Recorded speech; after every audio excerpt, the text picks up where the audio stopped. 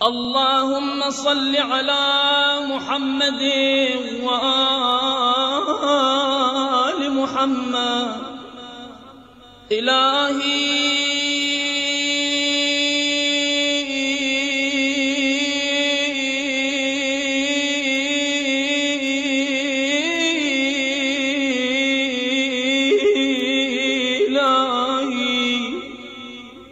इलाही ला तुअद्दिबनी बिउक़ूबतिक वला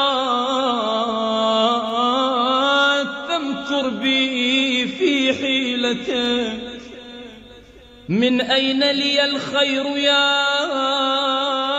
रब्बी वला यूजदु इल्ला मिन। नाज़रीन सलामुन अलैकुम। औज़ु बिल्लाहि मिनश्शैतानिर लाइनिर्रजीम। बिस्मिल्लाहिर्रहमानिर्रहीम।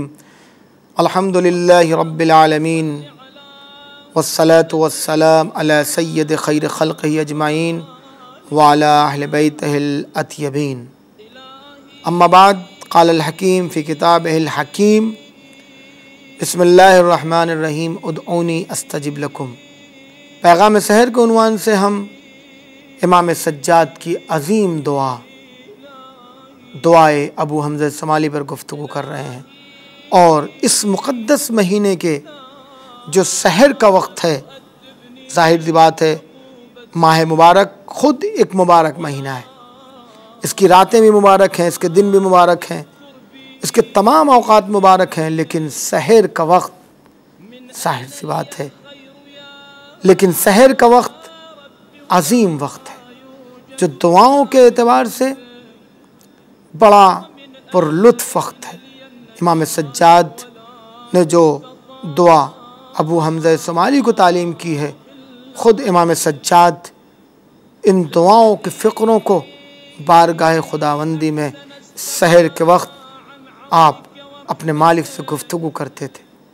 और उसके बाद भी जो ख़ासाने खुदा गुज़रे हैं उन्होंने भी सहर के वक्त इन दुआओं के फ़िक्रों पर गौर किया है और इन दुआओं के ज़रिए अपने मालिक से गुफ्तगू की है।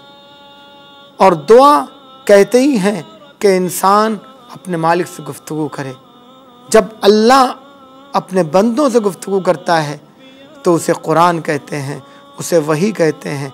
और जब बंदा अपने मालिक से गुफ्तगू करता है तो इसे दुआ कहते हैं।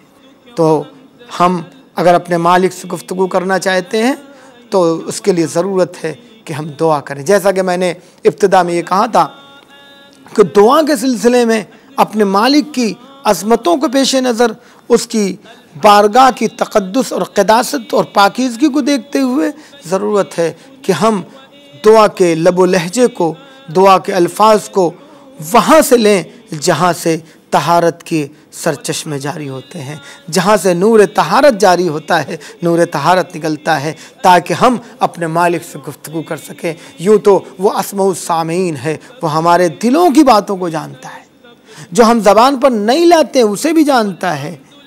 वो हमारे दिलों में क्या गुज़र रहा है, हमारी आँखें क्या कह रही हैं, उन तमाम चीज़ों को जानता है। लेकिन अगर हम चाहते हैं कि अपने मालिक से गुफ्तगू करें तो उसके लिए बेहतरीन लबो लहजा उन मासूमीन का लबो लहजा है जिन्होंने अल्लाह से गुफ्तगू की है। और उसी सिलसिले की जो दुआ है वो दुआए अबू हमज़ा समाली है। अगरचे दुआएँ और भी हैं, दुआए इफ्तिताह है या दुआए कुमैल है या दुआए अरफ़ा है या मुनाजात खम्से अशरा या ख़ुद इमाम सज्जाद की पूरी दुआए सहीफ़े कामिला है, या हज़रत अली की दुआए सहीफ़े अलवी है और सहीफ़े अलवी है, इसमें दुआएँ हैं, या ख़ुद पैगम्बर इस्लाम की दुआएँ। हम जिन दुआओं के ज़रिए भी चाहें अपने मालिक से गुफ्तगू कर सकते हैं। लेकिन यहाँ पर जो पैगाम सहर के उन्वान से जिस दुआ को पेश कर रहे हैं और जिस दुआ के पैगाम को पेश कर रहे हैं वो दुआए अबू हमज़ा समाली है।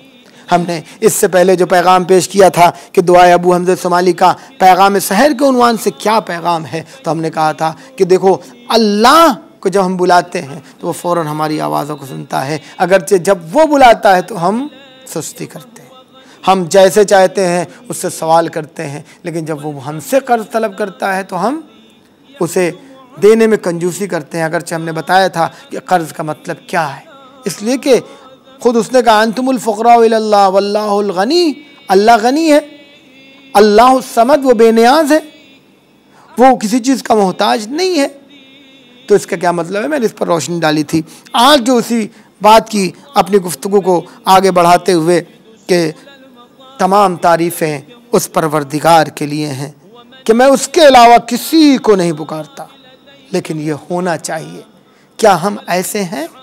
इमाम सज्जाद फरमाते हैं कि अल्हम्दुलिल्लाहिल्लज़ी ला अदऊ गैरहू, तमाम तारीफ़ें उस परवरदिगार के लिए, उसके लिए सताइश हैं कि जिसके अलावा मैं किसी को नहीं पुकारता। हम अपनी नमाज़ों में कहते हैं इय्याका नअबुदु व इय्याका नस्तईन, परवरदिगार हम तेरी इबादत करते हैं और सिर्फ तुझी से मदद चाहते हैं। लेकिन हम कहते तो हैं, लेकिन क्या हम सिर्फ उसी को बुलाते हैं या नहीं? यह और बात है कि अल्लाह के अलावा हमने जिसको भी बुलाया है, हमने देख लिया है कि उसने हमारा क्या हाल किया है। अल्लाह हमसे बेनियाज है, उसे किसी चीज़ की ज़रूरत नहीं है, लेकिन जब भी हम उसे बुलाते हैं तो हमारी फरियाद को, हमारी दुआओं को, हमारी हाजतों को, वो हमारी आवाज़ों को सुनता है। लेकिन क्या हम जब दूसरे को बुलाते हैं और किसी ऐसे को बुलाते हैं जिसे यकीन हो कि इससे कभी मुझे कोई ज़रूरत नहीं पड़ने वाली है, तो क्या वो मेरी आवाज़ को सुनता है? ज़रा बुला के देखिए। इमाम सज्जाद कहते हैं इलाही अल्हम्दुलिल्लाहिल्लज़ी ला अदऊ गैरहू, मैं उसके अलावा किसी को नहीं बुलाता हूँ। ये मासूम कह सकते हैं, लेकिन हमें भी ऐसा होना चाहिए। अगर हम नमाज में, अपनी नमाज पंजगाना में रोज़ाना जब भी सूरह अलहम की तिलावत करते हैं और करना है दोनों रकअतों में, वाजिब है, तो हम उससे ही तो कहते हैं इय्याका नअबुदु व इय्याका नस्तईन, परवरदिगार हम सिर्फ तुझसे मदद तलब करते हैं, यानी सिर्फ तुझे बुलाते हैं। अलबत्ता इमाम सज्जाद यहाँ बताते हैं कि देखो हम उसे बुलाते हैं, वलौ दअउतु गैरहू लम यस्तजिब ली, और अगर मैं किसी दूसरे को बुलाता तो वो कभी न सुनता। यकीनन तुम बुला के तो देखो कितनी मुसीबतें इंसान में पड़ती हैं, वो किसे बुलाता है, और अगर किसी को बुलाता है तो जब मुसीबत पड़ती है तभी समझ में आता है कौन दोस्त है कौन दुश्मन है। कितने लोग आवाज़ सुनते हैं। इमाम सज्जाद उसी बात को यहाँ पर बयान कर रहे हैं। फिर इमाम सज्जाद कहते हैं कि वल्हम्दु लिल्लाहिल्लज़ी ला अर्जु गैरहू, सताइश तो सिर्फ अल्लाह के लिए है कि मैं उसके अलावा किसी और से उम्मीद नहीं रखता। ये बड़ी अजीम बात है। अजीज़ो, ये ईमान के जितना दर्जा ईमान का बढ़ता जाएगा उतना ज़्यादा आप अल्लाह से उम्मीद लगाते रहेंगे, और सिर्फ अल्लाह से उम्मीद।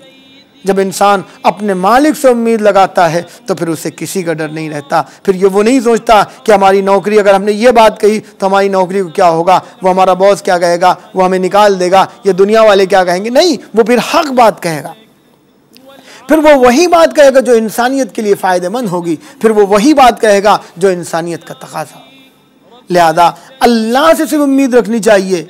इमाम सज्जाद कहते हैं कि 27 से सिर्फ अल्लाह के लिए है कि ला अर्जु गैरहू, ला अर्जु गैरहू, मैं किसी और से उम्मीद नहीं रखता। वलौ रजौतु गैरहू, और अगर मैं किसी और से उम्मीद रखता लाखलफ रजाई, तो वो मेरी उम्मीदों पर पानी फेर देता, वो मेरी उम्मीदों पर कभी खरा न उतरता, वो मेरी उम्मीदों को कभी पूरा न करता, वो मेरी आरज़ुओं को मेरे सीने में यूं ही छोड़ देता।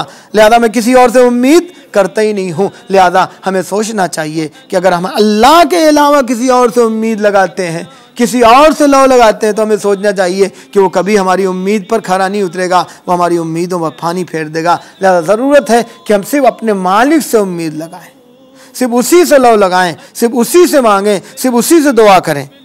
वल्हम्दुलिल्लाहिल्लज़ी वकलनी इलैहि फ़अकरमनी, तमाम तारीफ़ें उस परवरदिगार के लिए हैं जिसने अपने हवाले हमें किया और हमारा इकराम किया।